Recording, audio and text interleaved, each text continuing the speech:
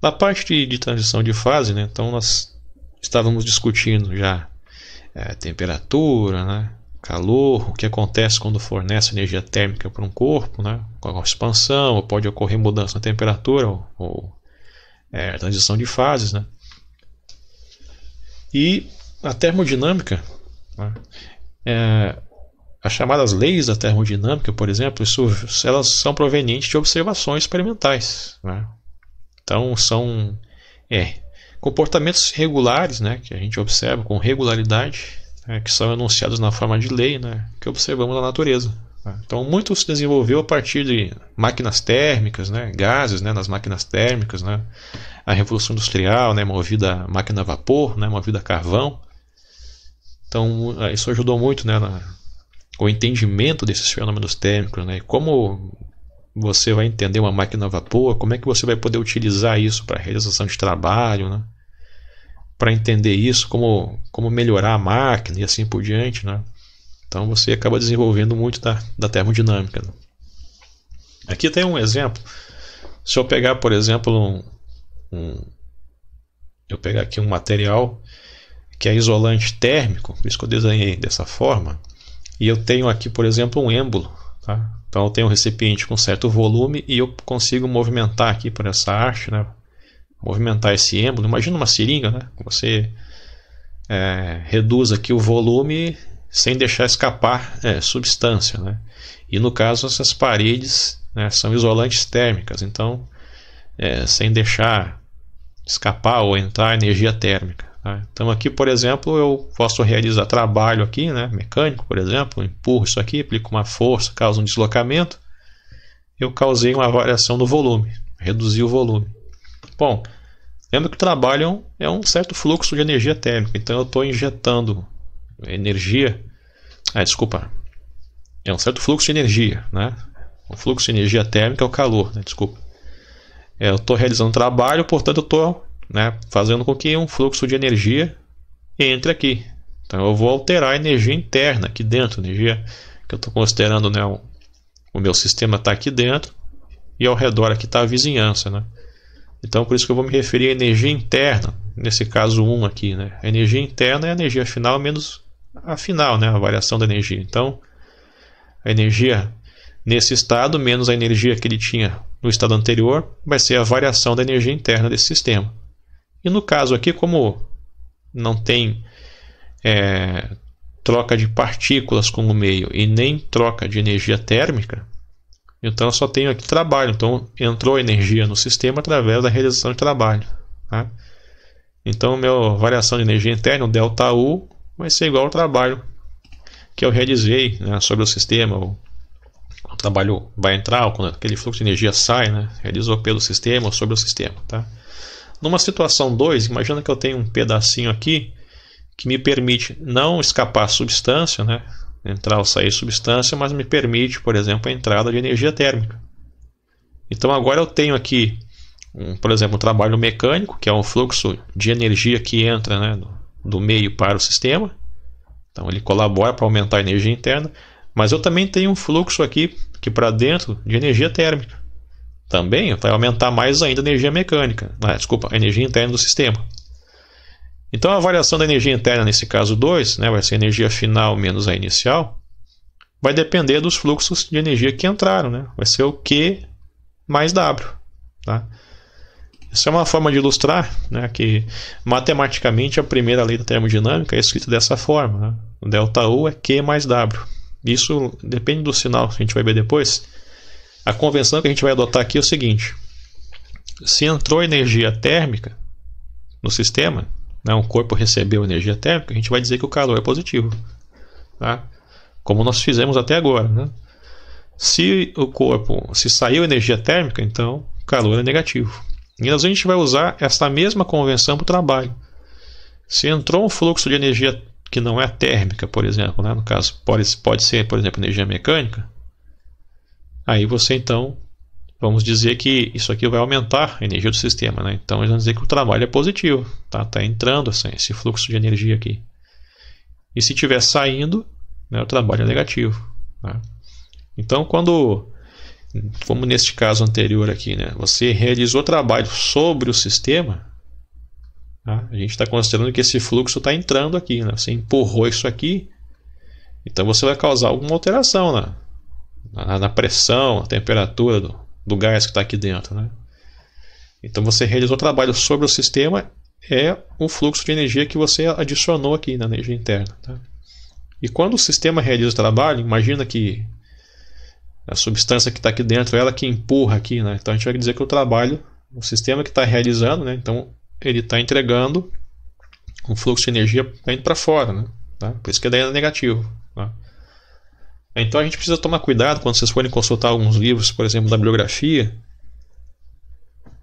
Vocês vão encontrar o seguinte: a primeira lei da termodinâmica em alguns livros está definido desta forma, Q mais U mais W, e em alguns livros é Q menos W. Tá? É que se você só vai mudar o sinalzinho na definição, né, de trabalho. A gente vai ver depois, por exemplo, eu posso calcular como menos PDV. Aí quando eu substituo isso aqui, vai ficar com essa cara. Mas se eu adotar aqui Q menos W, então eu vou calcular agora o trabalho desta forma, e quando eu substituo aqui, tá vendo? No final das contas, as duas expressões são iguais. Tá? Então, só para vocês tomarem, não acharem estranho, porque se vocês olharem, por exemplo, o livro do Tipler, ele usa essa definição. O Halliday, né, o Moisés, eles usam essa definição. No final das contas, o cálculo vai dar o mesmo. Tá? O que muda é a definição do sinal do trabalho. Tá? Porque nós estamos adotando o sinal do trabalho na mesma lógica do sinal, né, para o calor. Tá? Só que quando você lida, por exemplo, no contexto de máquinas térmicas, você está interessado naquilo que a máquina entrega, né, para o ambiente. Então, no nosso caso, isso seria um trabalho negativo. Mas como daí você está interessado no trabalho realizado pela máquina, você vai chamar aquilo de positivo, para não ficar toda hora falando com um sinal de menos, né? E aí então você só muda para essa definição, para você calcular sempre o trabalho, né, positivo quando a máquina entrega, né? Tá? Nós vamos adotar este aqui, tá? Então é este o sinal, então a gente vai calcular o trabalho, por exemplo, vamos ver depois, né? Vai ser com o sinalzinho contrário do que em relação ao pessoal que usa esta formulação. O pessoal, por exemplo, os livros de físico-química, né, geralmente aparece desse jeito, alguns livros de engenharia, tá? Enquanto que alguns livros de física às vezes aparece desse ou desse jeito, tá? Então nós vamos adotar esta convenção com os sinais, né, que eu mostrei anteriormente. Então se vocês tiverem algum livro que está deste jeito, simplesmente lembra que você só vai alterar o sinal do trabalho, tá? Então essa é a nossa convenção, os sinais. Fluxo de energia entrou, não interessa se é calor ou trabalho, né? Fluxo de energia entrou, é positivo. Fluxo de energia saiu, é negativo, tá? Essa é a nossa convenção. Então você imagina, por exemplo, um gás aqui, né, que é o nosso sistema. Aqui tem parede, está isolado, então ele não vai trocar energia térmica aqui com o meio aqui, tá? Nem partículas. Mas você tem aqui, né, aqui não tem, né, essas paredes, então você pode regular a temperatura aqui, por exemplo, fazer com que a energia térmica entre ou saia do sistema.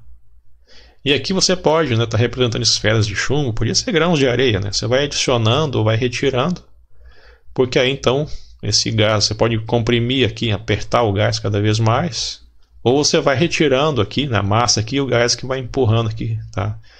Então você vai ter esse fluxo de energia na forma de trabalho, aqui no caso trabalho no mecânico, né? Ele pode entrar ou sair do sistema, esse fluxo de energia. E aqui o fluxo de energia térmica também, de acordo com a temperatura que você regula. É claro que tem que tomar cuidado, porque esses processos têm que ser lentos, né? Para você não gerar... Você tem que ter pressão, a temperatura bem definidos no teu sistema, então tem que ser um processo lento. O pessoal chama de processo quase estático, né? Que seria... Se você for mexer aqui nesse êmbolo, se você for mexer bruscamente, vai causar ondas de choque aqui dentro, vai acabar bagunçando sua definição de pressão, né? Você não vai conseguir medir devidamente a pressão, a temperatura. Agora, se você fizer devagar, muito devagar, se você fosse adicionando grãozinhos de areia aqui em cima, você vai variando o volume, descendo bem devagar. Aí você tem, então, o mais próximo do que seria, né, o chamado processo quase estático. Você tem pressão, volume, né? A temperatura pode estar bem definida. Aí você consegue então estabelecer algumas relações entre as grandezas, tá? Então eu tenho, por exemplo, o calor, nós já vimos como contabilizar, né? Calor sensível, calor latente, né? Então a gente já conhece. Geralmente, né? Então o calor específico, ou se eu pegar isso por isso, né, da capacidade térmica, geralmente eles são feitos a pressão constante. Mas eu posso calcular a volume constante, por exemplo. Imagina se eu pego um sólido e pressiona ele de modo que você fornece energia térmica, mas não deixa ele se expandir, né? Você consegue fazer. Qual é a pressão necessária para isso, né? Para que ele aumente a temperatura sem variar o volume, né? Então pode determinar isso também, né, no líquido e tal. Então por isso que você tem o calor específico, a pressão constante e a volume constante, né? Para algumas substâncias não muda muito um para o outro, para outras substâncias muda, né? E quando eu tenho mudança de fase, então temos que usar essa expressão, né? E agora, e o trabalho, né? Como é que a gente vai contabilizar, né? Porque nós podemos utilizar isso aqui matematicamente, expressa a primeira lei da termodinâmica, né? Eu tenho uma relação que envolve, né, a conservação da energia, tá? Então o ΔU é a energia interna do meu sistema. E aqui, calor e trabalho envolve a interação com o meio, que no caso aqui, né, eu estou representando, né, pela massa aqui, por esse aparato que vai fazer com que entre ou saia energia térmica aqui, né? Eu posso, por exemplo, não ter temperatura envolvida, tá? E eu tenho, né, trabalho e energia interna. Porque a gente pensa em termodinâmica, a gente pensa sempre em temperatura, né? Mas eu posso não ter temperatura. Temperatura constante, por exemplo, não me preocupar com ela. E aí eu tenho aqui, se eu não tiver energia térmica, né, mudando aqui, eu tenho trabalho, energia interna, e aí então eu posso aplicar também a primeira lei da termodinâmica. Nós tínhamos visto lá que a gente pode, pela primeira lei da termodinâmica, por exemplo, chegar também na equação de Bernoulli, né? Mas aí é um pouco mais complicado, né? São mais livros avançados de fluidos, depois que a pessoa fez um curso de termo também para poder, né, fazer esse tipo de conta, né? Enfim, vamos, né, voltar agora para o trabalho, né? Como é que a gente vai contabilizar o trabalho agora, já que conhecemos a parte do calor, né? Bom, vamos pensar primeiro no trabalho mecânico que vocês viram em Física 1. Eu tenho lá força e deslocamento, né? Eu estou colocando esse sinalzinho de menos, tá? Porque agora é o seguinte, né? Quando você empurra o êmbolo, né, você tem um fluxo de energia entrando no sistema, né? Porque você vai aumentar a energia interna através do trabalho. Então, quando você empurra o êmbolo, você tem um volume, diminui. Então o ΔV é negativo, tá? E aí, como o fluxo de energia está entrando, esse trabalho tem que ser positivo. Então por isso que a gente bota o sinalzinho de menos, tá? Pela definição que nós estamos usando aqui, tá? Então eu tenho força de deslocamento e eu boto o sinalzinho de menos por causa dessa definição de trabalho aqui.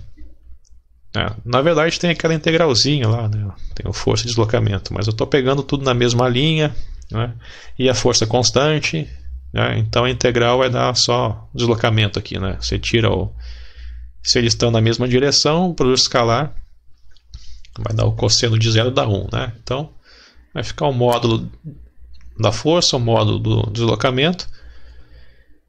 E aí, se eu tiver, por exemplo, infinitesimal, né, eu fico com um dr aqui, né? Então imagina, por exemplo, que eu tenho aqui o êmbolo, tá? Ele tem uma certa área aqui, né?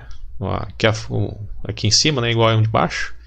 Então esse êmbolo tem uma certa área, e aí então a substância aqui vai exercer uma pressão ao longo dessa área aqui, né? Então lembra que a pressão é força pela área?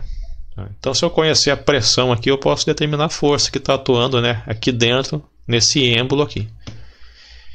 E aí, se a substância empurrar o êmbolo, por exemplo, né, vai variar uma certa distância aqui. Eu vou fazer infinitesimal, né, por uma distância dr. Tá? Aí o que acontece, então? A força pode ser, então, a pressão vezes a área, né, a área aqui, né, todo esse êmbolo aqui, né, que eu representei só no perfil aqui. E a distância que ele vai se deslocar quando vai empurrar esse êmbolo, né? Um dr. Tá? E agora eu tenho, por exemplo, quando esse êmbolo se desloca, num certo dr, este gás aqui vai ocupar o espaço, né? Ele vinha até aqui, agora ele vem até aqui. Então variou o volume, né? E aqui representa o volume. O volume aqui, por exemplo, eu posso pegar essa expressão aqui, ó, e juntar o A com o dr, né? Essa área aqui embaixo vezes, né, uma altura que eu tenho aqui, por exemplo, né? Esse êmbolo agora passa aqui para cima, né? Eu ganhei um certo volume agora, um espaço novo que o gás está ocupando aqui quando esse êmbolo sobe, né? E isso aqui tem um certo volume, que é o dV, tá? Então aqui agora eu tenho PDV, daí que surgiu, em termos da pressão da substância e a variação no volume. E por isso então a gente vai chegar, né? Para eu obter, eu tenho aqui esse dW, ele me representa uma pequena quantidade de trabalho, tá? Não é exatamente igual o dr aqui, né? Você tem aqui, a gente costuma botar um tracinho para representar, né, essa chamada diferencial inexata, né? Então você não pode fazer, né, a diferencial do trabalho, né? Aqui, por exemplo, a gente não está dividindo a energia interna em duas parcelas, tá? Nós estamos dizendo que a variação da energia interna depende, né, do quanto de energia térmica e quanto, né, de, por exemplo, energia mecânica, elétrica e tal, magnética, você interagiu com o sistema, tá? Mas você não pode pegar a energia interna e dividir. Uma parcela é calor, uma parcela é trabalho, porque o calor não é a energia, o calor é o fluxo, né? O trabalho também é o fluxo, tá? Então é o quanto que esses caras aqui, né, adicionaram, retiraram do sistema de energia para chegar numa certa variação, tá? Então esse dW representa uma pequena quantidade de trabalho que você realizou para esse êmbolo sair daqui e chegar aqui. Eu posso contabilizar em termos, né, da parte geométrica que eu estou usando, né? Aí vira volume e a pressão da substância. Então a força e deslocamento estão embutidos aqui na pressão e no volume, tá? E o sinalzinho de menos é só para eu dar conta do sinal que acontece quando o fluxo de energia está entrando ou saindo, tá? Então por isso que eu tenho agora uma forma de calcular o trabalho, por exemplo, né? Tem a integral aqui do PDV, no caso que eu estou pegando um trabalho mecânico, por exemplo, né? Então eu tenho agora esse trabalho, ele pode me representar, por exemplo, trabalho mecânico, pode ser elétrico, pode ser magnético e assim por diante, né? Tá? Tudo que não for calor, tudo que é fluxo de energia, né, e que envolve a parte térmica está aqui. Tudo que é fluxo de energia que não for a parte térmica entra aqui no trabalho. Então mecânico, eletromagnético e assim por diante vai ser contabilizado nesse W aqui, tá? Então eu posso ter, por exemplo, fornecer aqui, por exemplo, aqui, ó, eu tenho energia térmica que vem, né, deste aparato. Agora, se eu colocar, por exemplo, um resistor, for um gás, ou pode ser água, por exemplo, né? Eu coloco um resistor aqui e eu tenho, né, uma corrente elétrica que passa pelo resistor e vai aumentar a temperatura. Aí você pensa, tá, o resistor vai fornecer energia térmica para a água, então eu vou botar calor? Não, porque isso aqui está vindo de fora, né? E esse gerador, por exemplo, está obtendo, né, fazendo circular energia elétrica aqui por meio de realização de trabalho mecânico aqui, né? Então, neste caso aqui, eu vou contabilizar na parte de trabalho. Quem está fazendo esse resistor liberar energia térmica aqui, ó, tá, é o gerador, né, que está fazendo circular cargas elétricas aqui. Então você vai estar usando o chamado efeito Joule aqui. Então você vai contabilizar, tá, quanto de energia elétrica, né, tá sendo convertida para calor, né? E essa energia aqui é trabalho que vai entrar aqui, tá? Apesar do resistor estar esquentando a água, ele vai entrar aqui na forma de trabalho, tá? Então você tem o trabalho elétrico, por exemplo, que vem do gerador aqui. Eu posso ter, por exemplo, aqui a gente associou trabalho com a variação do volume, né? Então eu posso ter a realização de trabalho sem variação do volume, tá? Há um caso aqui, por exemplo, a expansão livre do gás, né?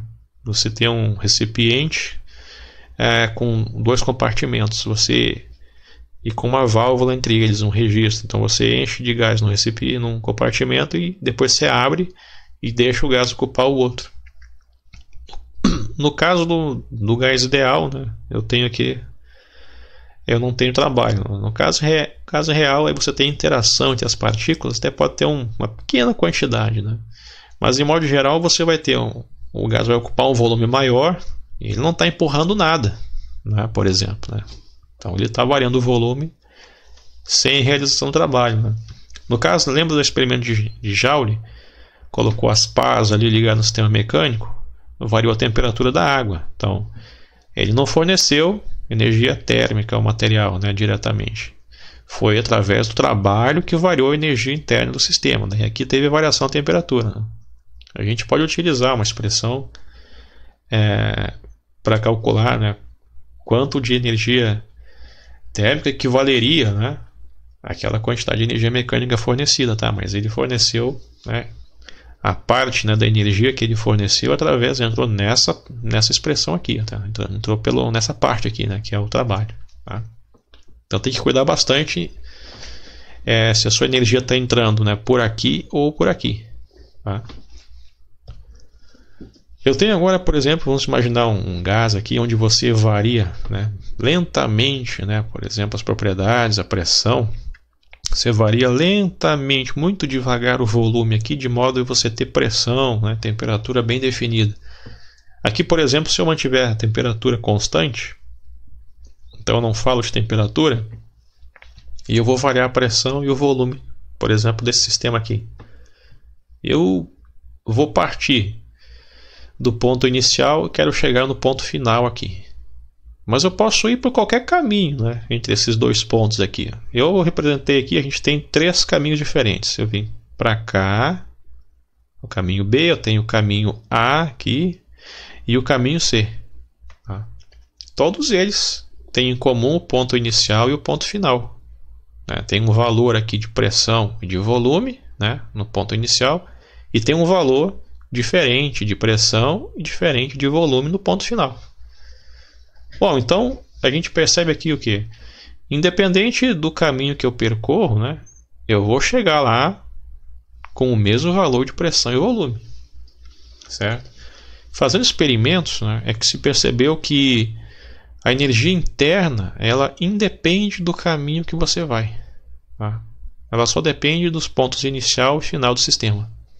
Agora, o calor e o trabalho envolvidos aí depende de cada caminho que você percorre, tá? Lembrando que eu não posso decompor, né, nessas duas componentes aqui. Eu só vou calcular em cada processo para saber quanto que variou a energia interna. Mas, né, a energia interna é a energia interna do sistema. Ela não está dividida em parcelas, tá? Então a gente pode, com um gráfico desse aqui, por exemplo, né, PV, eu posso usar então essa expressão para calcular o trabalho envolvido, caso eu saiba como a pressão varia com o volume. Então a pressão deve ser uma função do volume, por exemplo. Aí eu posso calcular o trabalho envolvido, né? Então vamos pensar em algumas situações, né, pensando nesses caminhos, né, o trabalho envolvido nesse processo, né? Então tem um diagrama PV. Então aqui, por exemplo, vamos pegar aqui, ó, se eu vier pelo caminho A, então eu tenho IAF, né? Como é que fica, por exemplo? Vou calcular o trabalho usando essa expressão aqui, né? Se eu calcular o trabalho, olha só, se eu venho daqui para cá, a pressão é constante. Se a pressão é constante, ela sai da integral, tá? E aí, então, vai ficar mais fácil de resolver, né? Porque vai ficar um P delta V. E esse caminho aqui, ó, aqui o volume é constante. Se o volume não varia, o trabalho é zero, tá? Então, de I até F, só vai ter trabalho, né? O trabalho vai calculado nesse pedaço aqui, tá? Porque aqui o trabalho é zero. Eu estou mexendo na energia do sistema, mas não através de trabalho, né? Então, qual é o valor do trabalho envolvido nesse processo, né? Vai ser o valor dessa área aqui, só que com o sinalzinho de -1, tá? Então, o módulo do trabalho é sempre a área abaixo da curva. Se eu ir pelo outro caminho, olha só, eu venho para cá, então o volume aqui, ó, não varia, então o trabalho aqui é zero, e agora eu venho nesta pressão constante para cá. né? Vou calcular aqui, P sai da integral, vai ser P ΔV, mas olha só, uma pressão menor, o trabalho envolvido em módulo vai ser menor do que isso aqui. Eu calculo a área, multiplico por menos 1. E no outro caso, né, por exemplo, seguindo um outro caminho, então eu vou do estado inicial para o final, né, por meio desta curva, a gente já percebeu aqui, então é a área dessa curva, né, como eu tenho um ΔV positivo, é a área dessa curva multiplicado por menos 1, tá? Mas como é que eu vou calcular isso aqui? Bom, aqui depende de como P varia com o volume, né? Com a pressão. Se você tiver a expressão analítica dessa função pressão em função do volume, né? Aí você vai conseguir calcular essa integral e ela vai equivaler, né? Se você vai daqui para cá, o ΔV é positivo, então o trabalho é negativo. Então essa área multiplicada por menos 1. Se você vier daqui para cá, é a mesma área, só que como o ΔV é negativo, né? Com esse menos aqui vai dar um trabalho positivo, tá? Tem que sempre imaginar, por exemplo, né, quando a gente, para memorizar, para facilitar, lembrar do sinal, o sistema está empurrando o êmbolo, então ele está entregando para o meio, né, energia, por exemplo, está diminuindo a energia interna, está entregando para o meio na forma de trabalho. Então o ΔV empurrou o êmbolo, o ΔV é positivo, então o trabalho é negativo, né, a energia está saindo, né? Agora o meio empurrou o êmbolo, comprimiu o sistema, o meio que está empurrando o sistema, né, tá comprimindo, quer dizer, ΔV é negativo, né, está reduzindo o volume, tá? Então ele está vindo daqui para cá, ou seja, reduziu o volume, ΔV é negativo, o trabalho vai ser positivo. Então se eu vier, por exemplo, daqui para cá, o trabalho é positivo, tá? Se eu vier nesse sentido aqui, o ΔV é positivo, o trabalho é negativo. ΔV é negativo, trabalho é positivo, tá? Estão ao contrário, então, por causa daquela nossa definição, né, do sinal do trabalho vai ser o mesmo sinal do calor. Então nós vimos aqui, vindo deste ponto, chegando aqui, só pelo gráfico pressão por volume, a gente já percebeu que o valor do trabalho, né, dependeu do caminho que nós seguimos, tá? Como a energia interna depende só dos pontos inicial e final, então a gente já pode perceber que o valor do calor envolvido, quando tem, também vai mudar com o caminho, tá? Então o calor e o trabalho dependem do caminho. Eles são funções de processo, dependem do processo. Quanto que a energia interna não depende do caminho. Pode ser uma função de estado, né? Só depende do estado inicial e final, porque independente do caminho que eu vou, o sistema que estava aqui, ele vai chegar no mesmo estado, tá? Então a energia interna não deve depender do caminho. Eu tenho outros casos, por exemplo, né, eu havia comentado antes, se eu vou no sentido oposto, né, aí o trabalho fica positivo. Eu tenho um ΔV negativo. E eu tenho um caso, por exemplo, que é um processo cíclico, né? Eu posso vir então por esse caminho aqui e posso voltar pelo outro, né? E aí eu tenho o que então? O trabalho líquido vai ser representado pela área interna dessa figura. Só que aí eu tenho que verificar agora qual é o sinal desse trabalho, né? Então imagina, por exemplo, se eu vier num primeiro caso, né? Eu venho daqui para cá, aqui não é o final, tá? Agora, porque como é um processo cíclico, eu venho para cá em relação a antes, mas aqui agora eu volto para cá. Então o processo cíclico, a energia interna a variação tem que ser zero, né? Porque se eu venho para cá e eu volto onde eu estava, não mudou, então, no final das contas, as propriedades do sistema. Mas para eu fazer, né, esse processo cíclico, eu tenho uma relação entre calor e trabalho. Nós vamos ver depois. Então, por exemplo, se eu vier daqui para cá, eu tenho que calcular toda a área, né, abaixo desta curva aqui, né? Se eu fizer a integral aqui, ela vai me dar toda a área abaixo desta curva. Só que como daqui para cá o ΔV é positivo, né? Eu tenho esse menos 1. Então vai ser aquela área aqui embaixo multiplicada por menos 1. E como eu venho daqui para cá, o ΔV é negativo. Então vai ser toda essa área aqui, né? O ΔV é negativo, com esse sinal de menos vai dar um trabalho positivo. Então você percebe que, imagina que é, por exemplo, assim, menos 70 joules e aqui é mais 50. Tá? então vai dar um trabalho negativo no final das contas. Então, quando eu ando no sentido aqui horário no processo cíclico, o trabalho resultante é essa área multiplicado por -1. Tá? Então, no sentido horário, o trabalho é negativo. Se eu fizer o sentido contrário, né, o sentido anti-horário, o trabalho vai ser positivo. Né? Vai representar essa área aqui. Tá? Então, a gente depende do sentido que está percorrendo no processo cíclico. Então, eu tenho aqui os casos especiais. Observando aqui essa forma matemática aqui da primeira lei da termodinâmica, quando eu tenho um processo adiabático, eu não tenho calor envolvido. Pode ser um processo muito rápido, né? Então você não tem calor envolvido, por exemplo. Né? Então, como Q é zero, então ΔU igual a W. Essa é a consequência. Tá? O processo isocórico, você tem volume constante. Então, se o volume não varia, nós estamos considerando aqui, né, só a parte de trabalho mecânico, né? Não tenho. Então, eu tenho aqui. Não tenho, se o volume não varia, né? Então ΔV é zero, o trabalho é zero. Tá? Se o trabalho é zero, então ΔU é igual a quê? Ou seja, a variação da energia interna depende do fluxo de energia interna. Né? Se for positivo ou negativo, né? Vai variar a energia interna diretamente. Tá? Quando é um processo cíclico, que acabamos de comentar, o sistema ele volta para o estado que ele estava. Então, a variação da energia é zero, ou seja, a energia interna não varia. Então, se a variação aqui é zero, significa que um é igual a menos o outro. Né? Se você, por exemplo, lembra que quando o W sai do sistema, né? Ou seja, quando o fluxo de energia sai do sistema, né? E não é térmico, né? Então representa o trabalho, né? O fluxo de energia saindo do sistema ele é negativo. Né?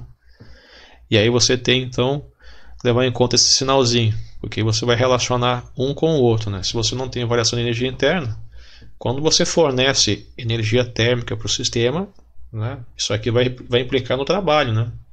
Você forneceu, se entrou energia térmica, o sistema pode, por exemplo, empurrar o êmbolo, por exemplo.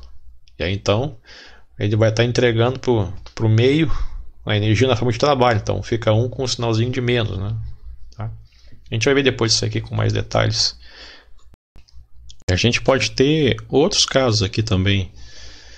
Por exemplo, o processo isobárico, a pressão é constante.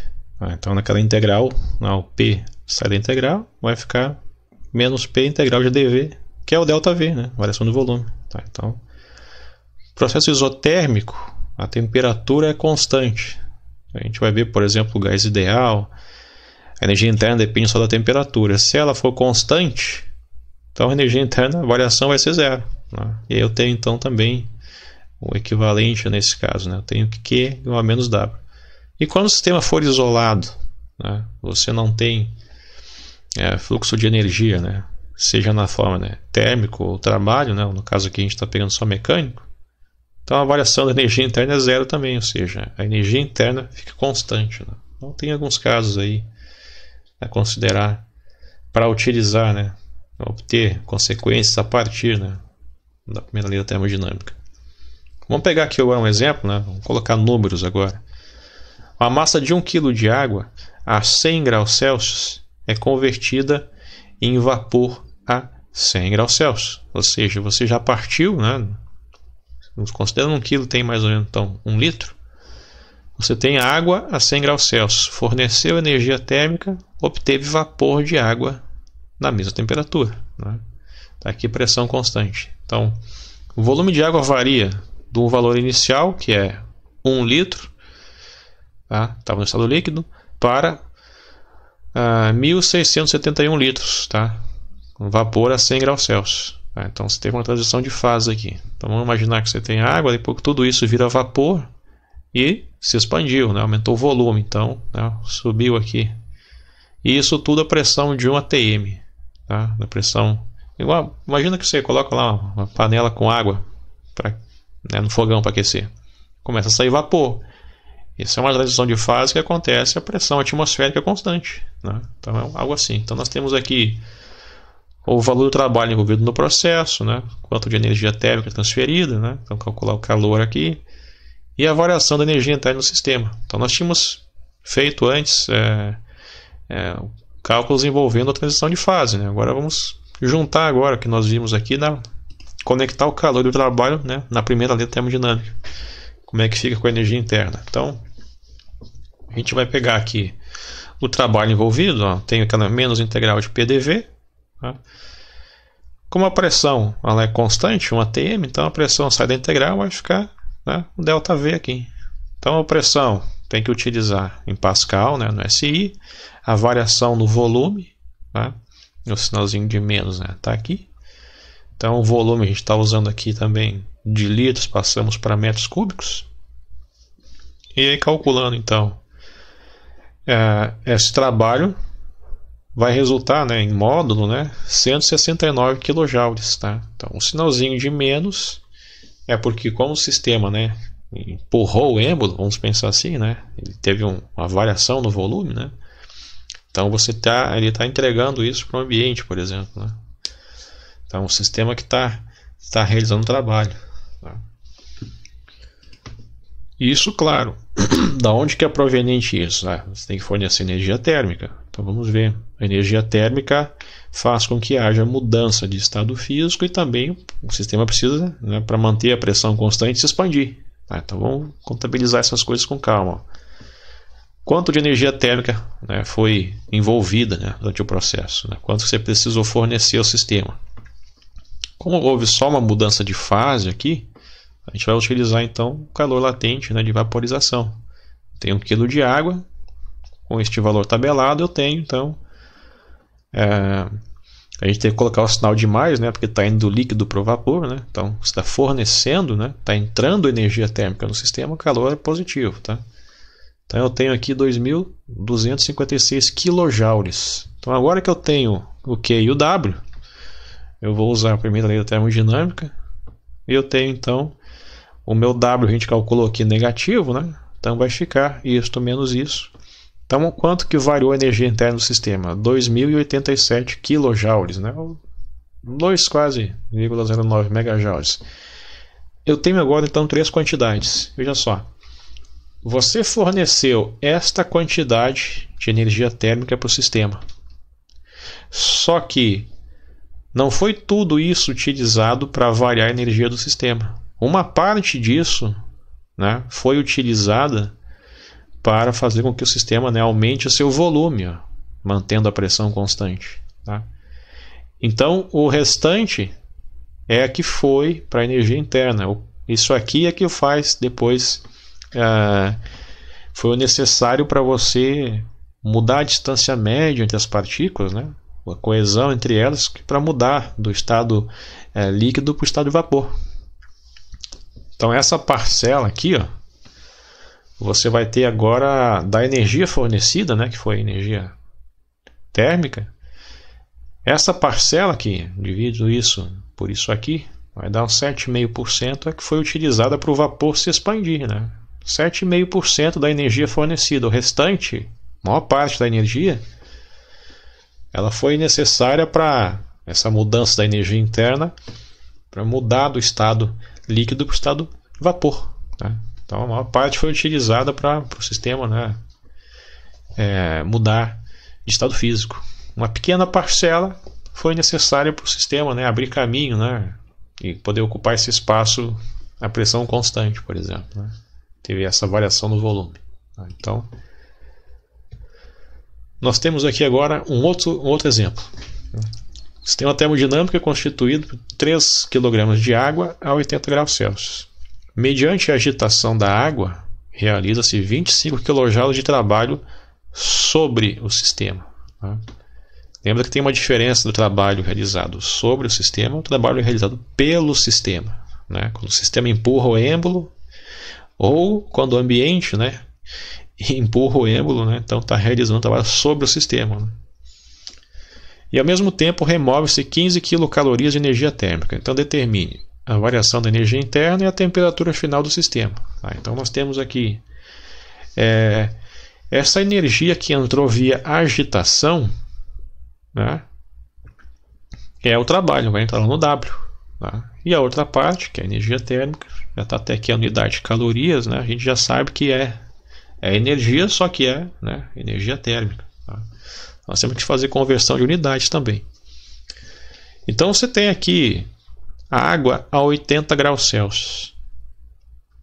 Ocorreu a agitação da água, mas também ocorreu a remoção de energia térmica da água, né? Como é que, né, resulta aí no final das contas?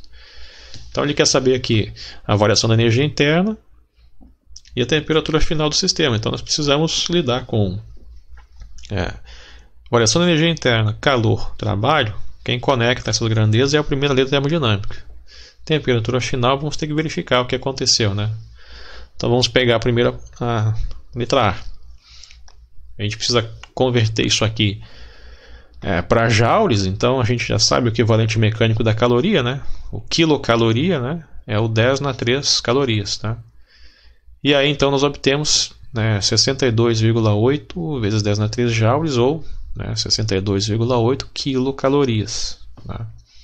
Então, como essa quantidade aqui de energia térmica é removida, então temos que colocar o sinalzinho de menos para indicar, tá?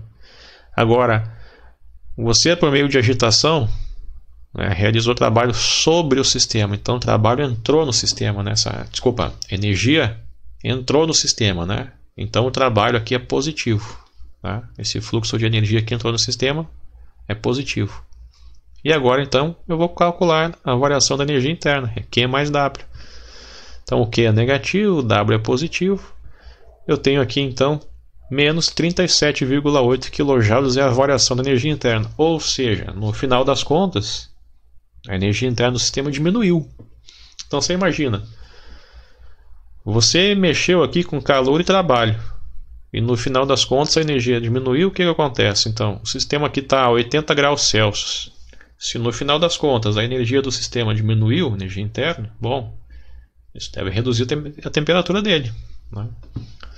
Então vamos calcular agora essa temperatura final do sistema. Então o ΔT é a temperatura final menos a inicial, ou seja, a temperatura final que foi solicitado vai ser TI mais ΔT, tá? Bom, nós verificamos anteriormente, né, quando tenho variação da temperatura numa substância, se eu conhecer a massa, o calor específico, eu posso calcular, né, a energia térmica envolvida nessa variação de temperatura. Só que agora eu tenho uma questão diferente que não tinha antes, que eu tenho agora calor-trabalho e a energia interna, né? Então eu tenho que pensar, se toda essa quantidade de energia térmica que fosse retirada do sistema, ok, eu calcularia diretamente, né, com o valor que nós vimos anteriormente, né? Se tudo isso aqui fosse retirado do sistema na forma de energia térmica, a gente ia calcular o ΔT tranquilamente. Só que eu tive um fluxo de energia que saiu, mas teve um outro fluxo de energia que entrou. E aí o resultado líquido é isso aqui, ó. Então é isso aqui que vai me causar a variação da energia interna, que vai me causar, portanto, já que ela não mudou de fase, então vai mexer na temperatura. Então, na verdade, em vez de eu usar o calor, né, aqui, eu vou pegar qual é a variação que teve na energia interna do meu sistema. E aí eu vou calcular pela massa e o calor específico. E aí eu tenho uma redução de 3 kelvins ou 3 graus Celsius. Portanto, isso aqui é negativo, né? A temperatura final ficou 77 graus Celsius, tá? Se eu não tivesse adicionado energia, né, realizando o trabalho sobre o sistema, aí tudo bem, né? Todo o calor envolvido, né, que seria energia térmica retirada, iria reduzir um pouquinho mais a temperatura. Mas aí o que acontece? Se realizou o trabalho sobre o sistema, a temperatura não reduziu tanto, né? Tá? Vocês podem calcular por curiosidade, né? Se o W fosse 0, então meu ΔU seria todo ele este valor, né? Então, com toda essa energia térmica retirada, quanto que ficaria a temperatura final, né? Ela reduziu um pouquinho mais, né? Mas aí como você adicionou um outro fluxo de energia no sistema, então não caiu tanto, né? Tá? Bom, vamos entrar agora na parte, né, nas propriedades de gases, né, e chegar no gás ideal, né? Então nós temos que considerar, como nós vimos aqui os gráficos anteriormente, né, os caminhos diferentes, nós dizemos que são processos termodinâmicos, né? tá? As transformações, né, que alteram as variáveis termodinâmicas do sistema. Então, altera a pressão, volume, temperatura, etc. Né? Então, quando a gente fala estado, lembra que nós não vamos usar a palavra estado para falar, né, estado físico da matéria. Né? O estado aqui para nós, o estado do sistema, é a condição em que ele se encontra. Né? É a condição que ele está. Volume tal, pressão tal, temperatura tal, por exemplo. Né? Quando você fala de estado físico, é a fase em que está o sistema. Tá? Então a gente tem, por exemplo, essas grandezas que utilizamos. Né? A gente fala temperatura, mas a gente não definiu muito bem a temperatura ainda. Né? Desde o início a temperatura estava associada com a nossa sensação de quente e frio. Tal. Nós vimos que as propriedades de algumas substâncias variam, então utilizamos as propriedades para definir, por exemplo, um termômetro, uma escala termométrica, mas não está bem definido ainda o que é esse bicho chamado temperatura. Né? Estamos lidando, mas não está bem definido. Pressão também. O que é a pressão do sistema? O que é a pressão de um gás? É claro que hoje em dia nós já sabemos que a substância é composta por átomos, então essas partículas ou moléculas de um gás estão se chocando com as paredes do recipiente, é daí que vem a pressão. Tá? Só que a época em que foi desenvolvida a termodinâmica ainda não estava bem estabelecida uma teoria, né, atômica, por exemplo. Então, você lidava com essas grandezas chamadas macroscópicas, né, pressão, volume, temperatura, podia até medir a massa de gás, né, que tinha no recipiente. Mas da onde que vinha a temperatura? Da onde que vem essa pressão? O que é isso? Né? Não estava bem definido, mas você mexia com isso, estabelecia relações entre essas grandezas. Isso aqui ganha mais significado no contexto da mecânica estatística. Né? A gente vai ver um pouquinho, bem de leve, né, essa relação que envolve a pressão e a temperatura. Né? Um pouquinho mais de significado. Né? Nós falamos, obviamente, porque já estamos numa época em que isso já está bem estabelecido, né? Mas tem que lembrar que a termodinâmica era desenvolvida numa época em que, né, muito do conhecimento que se tem hoje, né, ainda não havia sido, né, desenvolvido. Então as relações entre essas variáveis são chamadas equações de estado. Né? Então vamos a equação de estado em relação ao estado, né, em que o sistema se encontra, né? A condição que ele se encontra. Né? Então, a relação algébrica entre pressão, volume e temperatura, por exemplo, tá? Quem conecta essas grandezas é a chamada equação de estado. Né? Porque essas grandezas, eu posso, por exemplo, a gente obtém isso experimentalmente, né? Através de experiência. Eu fixei o valor de uma, as outras duas eu não posso fixar do jeito que eu quiser. Né? Elas têm uma relação. Então, se elas têm alguma relação, deve ter alguma equação, né? Uma relação, uma função conectando essas variáveis. Né? E isso é dado então pela equação de estado. Então, se a gente conhecer a equação de estado de um sistema, nós temos um monte de informações sobre o sistema, né, na equação de estado. Depois tem aqui, eu botei o S, né, que é a entropia também. Você lida com entropia na termodinâmica, mas não está bem definido o que é isso. Né? Depois você chega na mecânica estatística. Na termodinâmica você calcula as variações de entropia. Né? Na mecânica estatística aí você já tem um significado, né? Já define um pouquinho melhor, já entende melhor isso. Né? E calcula a entropia, por exemplo. Né? Então, é muito importante conhecer as equações de estado de um sistema. Tá? Nós vamos verificar aí, por exemplo, a equação de estado do gás ideal.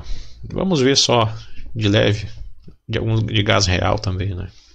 Então imagina, por exemplo, você está no laboratório fazendo experimentos, aí você vai ter aqui um êmbolo que você consegue variar o volume, você mede a temperatura do gás, você fornece mais gás ou menos, você mede a pressão, daí você pode fornecer, né, energia térmica ou um outro sistema para você, né, retirar ou deixar, né, essa energia térmica perder naturalmente aqui, fluir, né, para o meio. Né? Então você vai fazer experimentos, já que a termodinâmica ela é fenomenológica. E aí, ao longo do tempo surgiram observações, por exemplo, né, chamada a lei de Boyle, ou Boyle-Mario. Quando você mantém, por exemplo, temperatura constante, né, a pressão é inversamente proporcional ao volume. Né? Se você aumentar a pressão aqui, se você reduzir o volume, ele aumenta a pressão do gás. Né? Ou seja, PV aqui deve dar uma constante. Tá? Depois você tem a lei de Charles. Se você mantiver a pressão constante, você verifica que o volume é diretamente proporcional à temperatura, ou seja, né, se aumenta um, aumenta o outro. Se diminui um, diminui o outro, né? E aqui é o contrário, né? Se eu aumento o volume, diminui a pressão, mantendo o T constante, né? Então, se isso aqui é proporcional, um sobre o outro deve dar uma constante aqui, né? Aí você tem a lei de Gay-Lussac, que é mantendo o volume constante, então você não mexe aqui, a pressão é proporcional à temperatura, né? Diretamente proporcional. Tá? Então, se você aumentar a temperatura, vai aumentar a pressão. Diminui a temperatura, diminui a pressão. Né? Então, P sobre T deve dar uma constante. Então, tem vários experimentos acontecendo, né, ao longo do tempo. Essas observações, né, com diferentes gases e assim por diante. Então, você tem que ter todo um aparato, né? Você tem que desenvolver todo um aparato para você conseguir medir, né, variar volume, não deixar escapar, né, gás. Às vezes você tem que deixar a temperatura constante. Então tem uma série de fatores que é difícil de conseguir, ainda mais nessa época, né? Então vai um tempo até desenvolver essas coisas e observar isso, né? E aí você tem, por exemplo, a hipótese, né, de Avogadro. Volumes iguais de gases diferentes sob as mesmas condições de pressão e temperatura contêm igual número de moléculas, né? Nessa época, já tinha época, né? Lembra John Dalton também desenvolvendo teoria atômica, né? A química, aquela mudança da alquimia para a química, né? A separação entre a alquimia da química, né? E aí você tem então muitas substâncias sendo descobertas, né? O estabelecimento das fórmulas químicas. E esse foi um salto conceitual interessante, né? Porque você observa, mas você dizer o que tem lá dentro, né? Já tinha muitos insights de que um gás poderia ser composto por pequenas partículas, né? Mas isso não estava ainda bem estabelecido, né?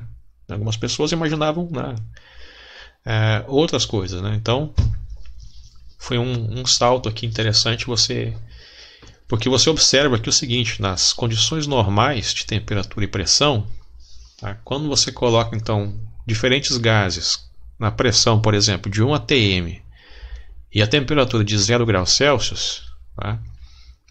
Aí você tem diferentes quantidades, né, dessas substâncias, mas eles já trabalhavam há algum tempo já com a ideia do mol, né? Não a quantidade de massa, né? A quantidade de substância chamada mol, porque percebiam através das relações, das reações químicas, né? Por exemplo, você pega uma certa quantidade de hidrogênio com uma certa quantidade de oxigênio, coloca para reagir e obtém água, sem sobrar oxigênio e hidrogênio, por exemplo. E assim eles iam determinando, né, as fórmulas químicas, né, da substância e essas proporções. Então eles tinham uma ideia, por exemplo, se pegar 1 mol de hidrogênio com, né, 1 mol de oxigênio, mas eles têm que pensar gás hidrogênio, né, ou átomo de hidrogênio. Então encontrava na natureza, então o hidrogênio que a gente encontra ele é gasoso, é o H2, né?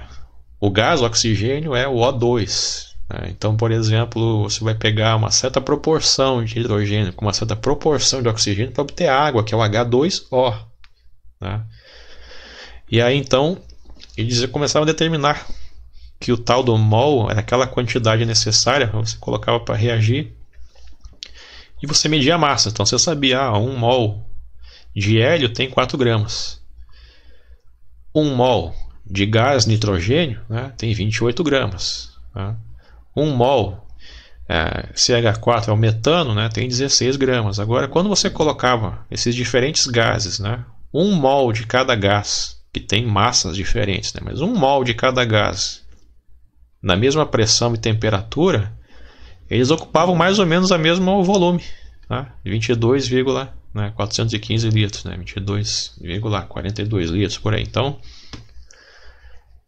este era o volume de 1 mol, né, nessas condições.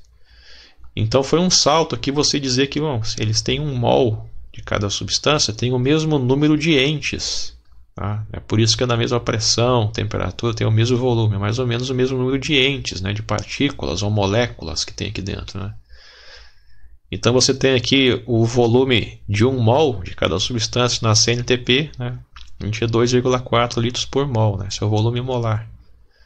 Mas ainda não se sabia, né, exatamente quantos entes, quantas partículas seriam necessárias para formar um mol, né? Já se sabia que um mol de hélio tinha 4 gramas, né? Um mol de cada substância, isso ia sendo determinado aos poucos, mas não sabiam ainda quantos entes contém dentro de um mol.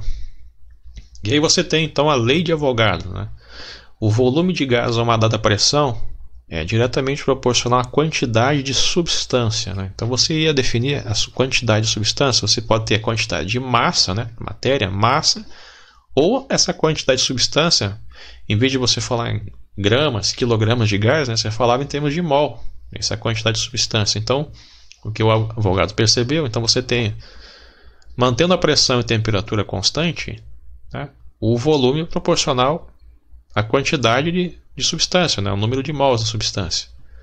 Então V sobre N deve ser uma constante. Ou se você pegar, né, nós vimos antes, né, se você tiver aqui quantidades diferentes, você vai ter então para um gás V sobre N de um gás, deve dar o mesmo que um V sobre N do outro gás, né? E aí você tem, portanto, a questão ainda que ficou, né? Qual o número de partículas ou moléculas que contém um mol, né? Mais tarde isso passou a ser chamado, em homenagem ao Avogadro, de número de Avogadro, tá? Depois constante de Avogadro, né? Mas ainda não se respondeu ainda, né? Nessa época. Essa pergunta faltava ser respondida, né? Bom, aquelas observações anteriores, tá? O Clapeyron então sistematizou, né? Juntou essas observações, né? V proporcional a 1 sobre P, V diretamente proporcional a T, diretamente proporcional a N, né? Juntando isso aqui tudo, você tem então que V proporcional a NT sobre P, ou, né, PV proporcional a NT, né? N é o número de mols, né? A quantidade de substância. E bom, para você transformar isso aqui numa equação, precisa de uma constante aqui, né? Tá? Que é a constante chamada R, né? A constante dos gases ideais. Então, você tem uma equação aqui agora, ó, PV igual a nRT. Então, como isso aqui, né, pressão vezes o volume da unidade de energia, né? Então você tem que ter uma constante de modo que esse número de mol vezes a constante vezes T dê a unidade de energia. Então, por isso que você ajusta com uma constante aqui, não só o valor, mas a unidade. Ó, a unidade dessa constante é Joule por mol e Kelvin, por exemplo. Bom, então a gente tem aqui, ó, essa equação é chamada equação de gás ideal, porque são para gases reais, rarefeitos, né, eles se comportam, né, muito próximo aqui do que se descreve com essa equação. Então, nós podemos encontrar, por exemplo, o valor desse R, né, já que nós tínhamos aquela observação, né, na CNTP, os gases ocupam, né, aquele volume, né, numa certa pressão, temperatura e 1 mol de cada gás, a gente pode calcular, né. Em alguns livros vocês podem encontrar essa equação dessa forma, onde N é o número de partículas e se KB é a constante de Boltzmann, né? Não confundir com a constante Stefan Boltzmann, lá da parte da mecanismo do calor, né, na radiação, né, tá? Isso aqui é outra constante, tá? Então, o mais comum aparecer é essa equação dessa forma aqui, tá? Então a gente pode calcular o valor dessa constante R. Se você pegar o gás na CNTP, né, nós sabemos que a pressão é 1 atm, né? A temperatura 0 graus Celsius. Agora tem que lembrar, ó, aqui, ó, é T, não é delta T, né? Então aqui a gente não pode trocar o valor, né? Porque aqui a gente tem que usar no SI, que é Kelvin, por exemplo, né? O N é 1 mol e o volume, né, no gás, no 1 mol do gás na CNTP, a gente viu antes que era 22,415 litros, né? Tem que passar em metro cúbico. Então a gente pode calcular o valor, né, dessa constante que deu aqueles, eu tinha mostrado antes, né, 8,314 joules por mol e Kelvin. A gente ainda não sabe bem o que é esse mol ali dentro, né, mas a gente sabe que 1 mol nessas condições do gás vai ter essa pressão, essa temperatura, vai ocupar esse volume. Então a gente pode calcular essa constante. E ela pode ser expressa em outras unidades, né? A gente pode ter aqui, por exemplo, se quiser trabalhar em litro e atmosfera direto, né, na pressão, né, com 1 mol aqui, ó, você vai ter essa constante com este valor aqui, tá? Se você quiser, por exemplo, lembra que o Joule você fez PV, então você tem aqui Pascal vezes metro cúbico, é o Joule, né? E aqui o mol Kelvin dá o mesmo valor, né? Se você quiser utilizar, por exemplo, litro, torr para pressão, mol e Kelvin, tem este valor. Então você tem aqui a possibilidade, geralmente, né? Este aqui é o valor no SI, mas se a gente quiser usar litro e atmosfera, por exemplo, tem esse valor. Tá? Então você pode calcular agora com litro e atmosfera direto. Né? Se vocês, né, façam como exercício aí, obtenha esse valor aqui para essa constante nesta unidade. Ó. É só pegar aqui, ó. Fazer essa conta utilizando a ATM, utilizando o litro, e aí você vai ter o T, né, 273,5 e o N é 1. Né? Aí você vai obter então em outra unidade aquela mesma constante. Tá? Então, além daquelas, o Clapeyron que juntou tudo e obteve aquela, né, equação de estado do gás ideal ou a lei do gás ideal, nós podemos pegar aquelas, né, observações separado e verificar o seguinte, ó. Se P vezes V vai dar uma constante, e agora que a gente tem a equação do gás ideal, a gente sabe, né, que P vezes V dá nRT. Né? Bom, se a temperatura é constante, né, e o número a quantidade de substância é constante, claro, isso aqui tudo dá uma constante mesmo. Né? Na época eles não sabiam bem o que era isso aqui, mas agora a gente sabe. Né? Mas mesmo que você não... Se você muda a pressão e o volume mantendo isso aqui constante, então quer dizer, o P1 vezes V1 vai dar uma constante, o P2 vezes V2 dá a mesma constante. Então a gente pode fazer isso aqui, ó, P3 igual a V3, P4 igual a V4. Então a gente pode calcular, conhecendo três deles, calcular um outro. Em vez de usar a equação do gás ideal toda, a gente já pode usar direto só PV, por exemplo. E eu posso fazer o mesmo com as outras observações. Ó. Se isso aqui, juntando isso, ó, PV sobre T dá uma constante. Claro, a gente sabe aqui agora, ó, PV sobre T vai dar NR. Se o número de mol é constante, claro, vai dar constante mesmo. Então eu posso fazer P1V1 sobre T1 igual a P2V2 sobre T2, que é igual, né, a 3, 4 e assim por diante. Então eu posso, às vezes, não preciso usar a equação do gás ideal, dependendo do que eu quero calcular, né, dependendo das condições, eu posso usar diretamente isso aqui, para calcular uma variável que eu não conheço. Né? Tá? Bom, a gente ainda não respondeu uma pergunta, né, que faltava na época. Né? O Avogadro tinha, né, formulado a hipótese de que, bom, naquelas condições, 1 mol de cada substância lá, então deveria ter o mesmo número de entes, né, de partículas ou de moléculas. Tá, mas quanto, então, de partículas que tem em 1 mol? Você precisava responder essa pergunta. Né? E ela foi respondida mais para frente, né, no início do século XX. Então aqui você tem, por exemplo, se o número de mols, né, ele tem uma certa quantidade de partículas, então você vai multiplicar o número de mols que você tem, né, por essa quantidade de partículas, vai te dar a quantidade total. Né?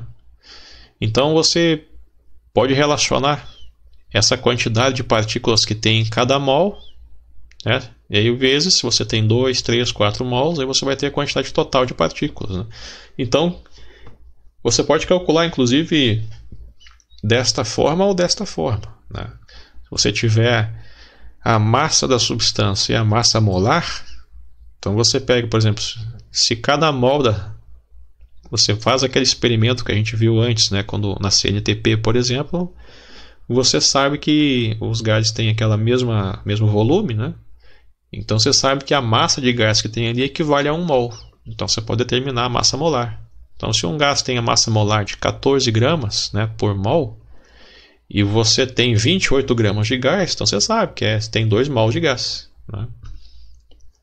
Ainda não sabemos fazer essa conta em termos do número de partículas, porque nós não sabemos quantas partículas tem em 1 mol. Tá? Mas a gente podia calcular mol e a massa molar, né, medindo isso, né, na época. Né? Então faltava responder essa questão aqui. E isso foi feito, né, inicialmente por Jean Perrin, né, 1909. Depois, claro, os experimentos foram refinados, né, assim como o equivalente mecânico da caloria, né, foi sendo refinado, foi sendo melhorado o valor. O Jean Perrin fez um experimento e obteve, né, através de um cálculo, né, então ele fez um experimento, mediu certas grandezas e a partir delas calculou o número de Avogadro. Em 1909 obteve que Em 1 mol tem 7,05 vezes 10 na 23 partículas, né? Aí o Perrin é que deu em homenagem, né, ao Avogadro esse nome, número de Avogadro. Então ele respondeu a questão quantos entes tem no mol e chamou isso de número de Avogadro em homenagem, portanto, ao Avogadro. Atualmente, depois esses valores foram sendo refinados, atualmente é 6,022, né, vezes 10 na 23 entes por mol. Esse ente pode ser partícula, né, pode ser molécula. Nós podemos dizer, tem 1 mol de canetas, né, 6,022 vezes 10 na 23 canetas. Tá? Esse número é realmente muito grande, né, muito grande. E por aqui nós podemos ter uma ideia de como as partículas, sejam átomos ou moléculas, são pequenas, né? Porque essa quantidade, por exemplo, você tem 1 mol de carbono 12, são 12 gramas. Então, 12 gramas de carbono tem uma quantidade imensa de partículas ali, né? Tá? Então, na época, o Perrin já obteve um valor, a ordem, o númerozinho, né? Depois foi melhorado aqui, mas a ordem de grandeza, né, já estava dada. Né, pelo experimento, o primeiro experimento que ele fez, né? Depois, mais para frente, ele tinha lá 16 métodos diferentes para obter, né, o que ele batizou de número de Avogadro. E a gente tem o seguinte, então, nós temos o gás ideal e o chamado gás real, né? Os gases reais são os gases que nós encontramos na natureza, só que as propriedades deles nem sempre são descritas por essa equação aqui, né? Isso é chamado de gás ideal porque é um sistema idealizado, né? Um gás ideal, quando a gente fala algo que é ideal, em geral significa sem interação. Né? No caso aqui, você imagina, as partículas não interagem, as partículas não têm dimensão, elas só, né, têm uma certa massa e se chocam com as paredes do recipiente, da onde vem a pressão, por exemplo. Né? E essa equação aqui você não tem transição de fases. Você pode mexer na pressão, no volume, temperatura, aqui não prevê mudança de fases. Por isso, os gases reais, quando você faz gases rarefeitos, né, aí sim eles vão se comportando cada vez mais próximos. E o limite, se você pegar PV sobre NT para diferentes gases, né, a tendência quando fica rarefeito é se aproximar da constante, né, do gás ideal, tá, desse valor. Então, os gases reais, em certas condições, o comportamento é muito próximo e podemos usar essa equação. Tá? Então, gases rarefeitos, né, então a baixa pressão, que, por exemplo, a gente pode pegar o N aqui e transformar, né, massa do gás pela massa molar. Daí eu posso fazer V, né, massa por volume, isso vai me dar a densidade. Então, eu tenho aqui, por exemplo, a densidade do gás. Né? A pressão, a massa molar por RT. Então eu posso também pegar em termos da densidade do gás. Vamos, por exemplo, colocar números aqui por enquanto. Eu tenho uma amostra, por exemplo, 100 gramas de CO2, né, de gás carbônico, dióxido de carbono, cuja massa molar é aproximadamente 44 gramas por mol. Né? E aí, nessa amostra aqui, está ocupando um volume de 54 litros na pressão de 1 atm. Aí pergunta, qual a temperatura da amostra? Né? E se o volume for aumentado para 80 litros, né, e a temperatura mantida constante, qual a nova pressão? Então você tem que lembrar, na CNTP, na pressão de 1 atm, temperatura 0 graus Celsius, por exemplo, 1 mol de CO2 deveria ocupar 22,4 litros. Né? Então aqui a gente já tem uma quantidade, cada mol tem 44 gramas. A gente tem 100 gramas, então tem mais de 1 mol. Nós estamos em um volume de 54 litros, né? Apesar de ser 1 atm, mas então a temperatura não deve ser 0 graus Celsius. Né? A gente já precisa qualitativamente começar a visualizar essas coisas. Mas vamos calcular então, com o que vimos até agora. Então a gente sabe que, considerando isso, né, numa faixa em que este gás, né, se comporta muito próximo do gás ideal, então vamos lá, a equação de estado, PV igual a nRT do gás ideal. Então a gente tem o que? O número de mols pode ser dado, né, se você sabe o número de partículas pelo número, né, de Avogadro, ou a constante de Avogadro, ou, não tendo isso, podemos calcular pela massa, né, da substância em função da massa molar, que é o que nós temos aqui. Ó. Então a gente pode saber quantos mols de CO2 tem aqui, né? Isso aqui equivale a 2,27 mol, tá? Mols. Então tem que tomar cuidado agora com as unidades, que é o seguinte, né? A unidade é mol, tá? O plural da unidade é mols. Só que lembra, quando a gente escreve, por exemplo, 1 centímetro, e você escreve 2 centímetros, você não coloca, né, o S de plural na unidade. Você vai escrever 2cm. Da mesma forma aqui, 2,27 mols. Eu escrevo mol, que é a unidade, mas eu leio no plural. Tá? Alguns livros aparece escrito moles, mas tem que tomar cuidado, por exemplo. Lá em Portugal eles falam mole no singular e falam mols, né, no plural. Assim no inglês também, né, falam moles.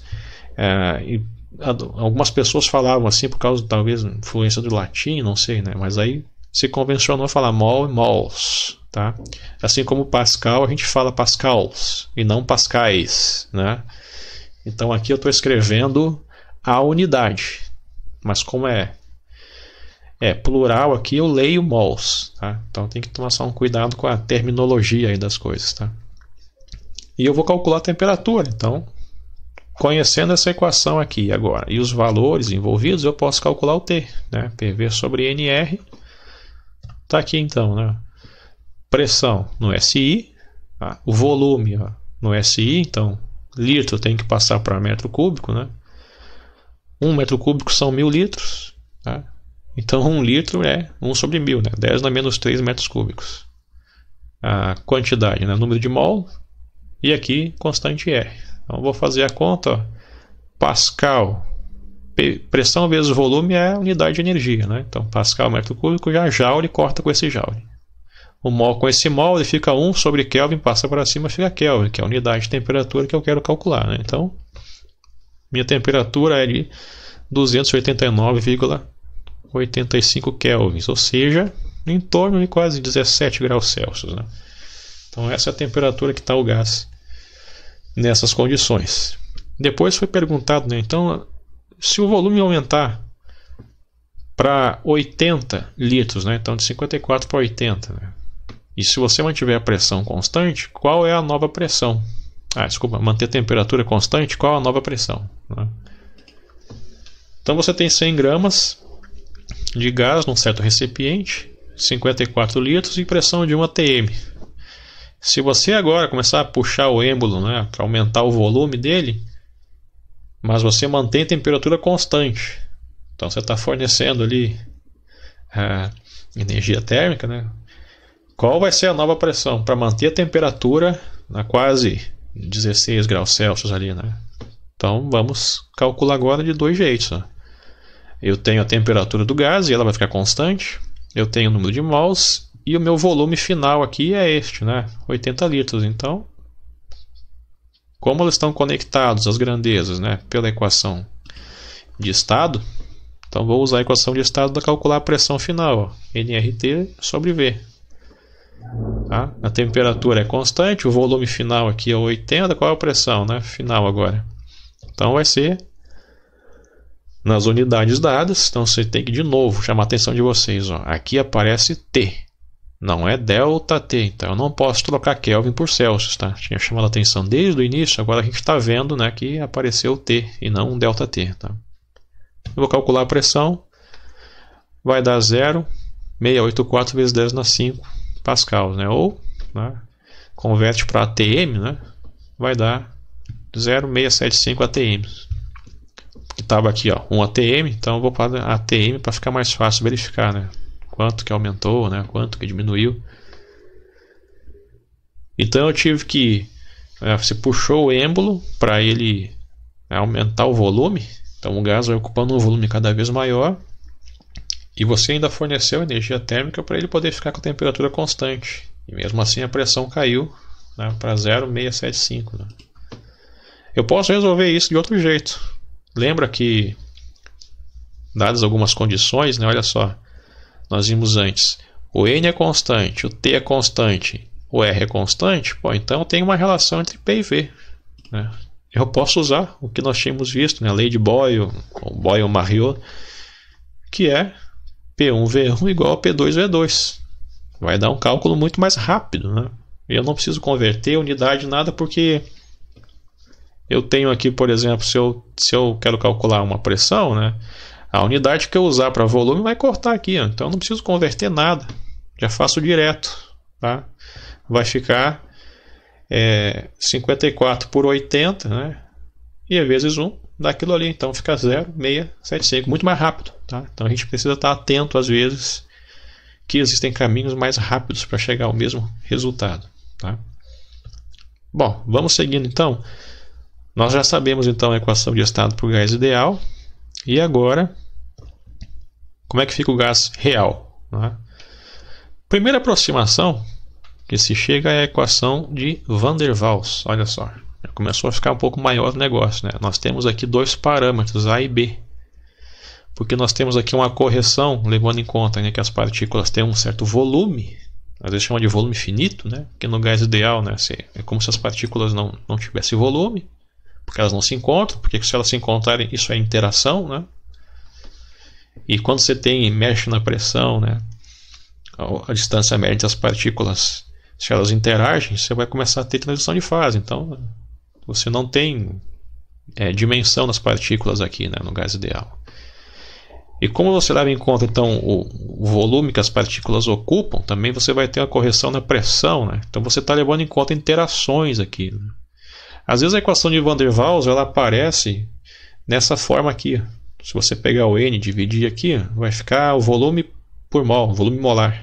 Fica um pouquinho mais limpo, né, em relação a essa, né? Então você fica claro aqui que aparecem esses parâmetros. Olha só que interessante. Se você fizer o B e o A iguais a 0, essa equação cai nessa. Ou seja, né, ela inclui o que tem no gás ideal, mas tem alguns efeitos a mais. Então, em algumas condições, né, a equação de Van der Waals descreve bem, né, alguns gases, melhor do que essa, né, até um certo limite. Então basta você estudar e verificar, né, o comportamento de gases. Você vai estabelecer qual é o parâmetro A e B para cada gás. Como é que é o O2 em certas condições, CO2, né, o CH4. Será que o gás tal ali é bem descrito por essa equação? Em que condições, né? Até que faixas de temperatura, pressão, tal, né? Essa equação, então, já é uma primeira aproximação para um gás real, né? Fica bem melhor que essa, né? Então, significa que se eu tiver uma segunda aproximação, eu devo ter uma equação mais complicada, né? E conforme os sistemas gases mais complexos, né, eu vou ter equações cada vez mais complexas e muito mais parâmetros, né? Mas fazer o que, né? O mundo real, né, não é igual ao mundo ideal, né? Nem aqui na ciência, né? Então, pegando aqui um exemplo, né, no gás ideal e um gás real, por exemplo, descrito pela equação de Van der Waals, né? Se a gente pegar um processo isotérmico, né, temperatura constante, então eu tenho aqui, ó, o N constante, R é uma constante, né? E se eu mantiver o T constante, ó, a pressão fica uma função, né, fica 1 sobre V. Imagina o gráfico da função y igual a 1 sobre x. É isso aqui, ó. Só que no caso, né, para cada temperatura eu tenho então essa curva aqui. Para uma outra temperatura, né, eu tenho, né, esse mesmo perfil, são as isotérmas, né? Se eu fizer isso aqui no gás de Van der Waals, né, eu tenho assim para temperaturas, né, mais altas aqui, eu tenho esse mesmo perfil, né? Você vai ter as isotermas aqui assim, ó. Mas quando eu vou baixando a temperatura, ela vai mudando um pouquinho, de repente tem uma coisa estranha aqui no meio. Porque a equação de Van der Waals, como ela já tem, né, um pouco de interação ali, ó, ela já prevê alguma coisa, e essa alguma coisa é a transição de fase, né? Você tem estado abaixo aqui de uma certa curva aqui, ó, você vai ter aqui um ponto crítico, por exemplo, você vai ter aqui já a transição de fase, né? Vapor, líquido, né? E a coexistência aqui de fases, né? Então a equação de Van der Waals, como já tem um pouco mais de efeitos, né, do mundo real, tem um pouquinho já em relação ao gás ideal, ela já prevê uma transição de fase, né, que o gás ideal não tem, tá? Então já fica um pouquinho melhor. E a gente pode calcular agora o trabalho de uma expansão isotérmica. Nós calculamos antes, né, quando a pressão era constante, era fácil, né? E agora com o gás ideal a gente tem uma expressão analítica, né? A gente tem a expressão analítica que é a equação de estado. Então, por exemplo, se eu pegar um processo isotérmico, eu tenho uma função aqui, por exemplo, P é uma função do volume e da temperatura. Se o processo for isotérmico, então vai ficar só uma função do volume.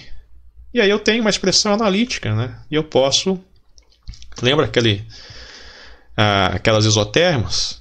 Elas são dadas, por exemplo, por essa expressão analítica. Se a temperatura é constante, eu posso calcular essa integral, porque eu tenho uma expressão analítica, né? E eu posso calcular, então, seja eu vindo nesse sentido ou neste, né? Só vai mudar o sinal, né? Agora, essa integral vai me dar essa área aqui embaixo dessa curva, né? E aí, dependendo do caminho que eu sigo, que eu vou botar o sinal de menos ou não.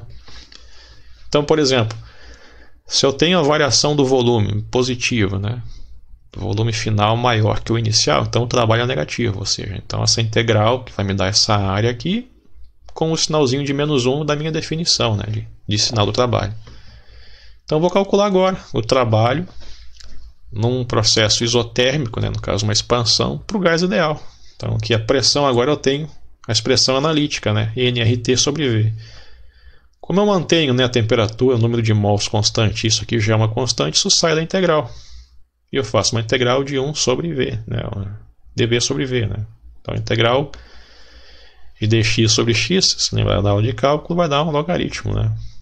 Aqui no volume final menos o volume inicial. Né?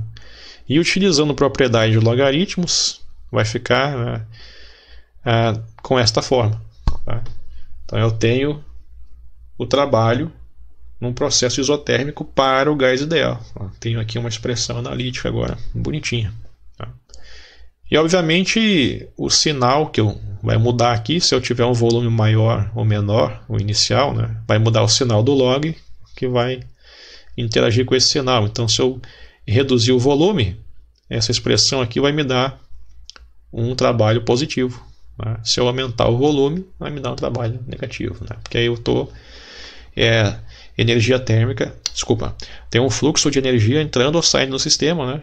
Contabilizando no caso aqui, a parte mecânica. Né?